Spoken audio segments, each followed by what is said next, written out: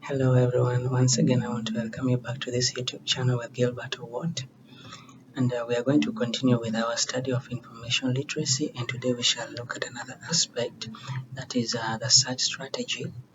And to go straight to the point, search strategy is basically a plan or a methodology used to systematically find information on a particular topic of research, and it uses elements like identifying key terms and then selection of such terms that enable you to retrieve the most relevant results of your study. And this is basically used for research, like academic research, and then maybe the literature review of books. Yeah, and then this the search strategy also has aspects, as you're seeing in our second slide. But for this particular video, we shall talk of two, and I believe that if we handle two at a time, we shall come to a more understanding. And to begin with, I want to start with identification of the key concepts, whereby here you're supposed to break down the theme of you break down the theme of your topic, or maybe the the topic in question, you break it into themes, and then you identify what is it talking about. Hmm? Let's talk over maybe a question like what are the major challenges facing agricultural production in Uganda.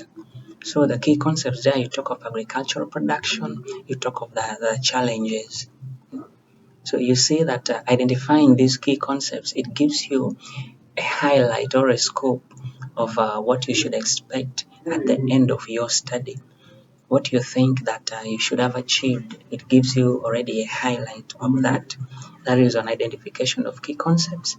And then when you come to the second one here, that is the selection of such terms.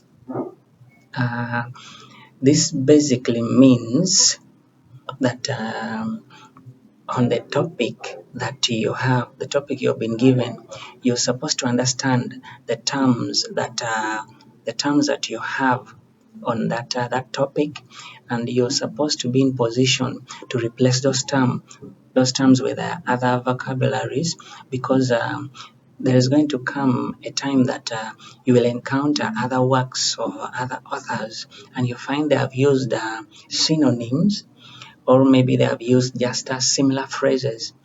Let's talk of in your topic of research, you have something like climate change, and then you go to some other author's work, you'll get something like let's talk of global warming. So you see that climate change and global warming, they are kind of the same thing.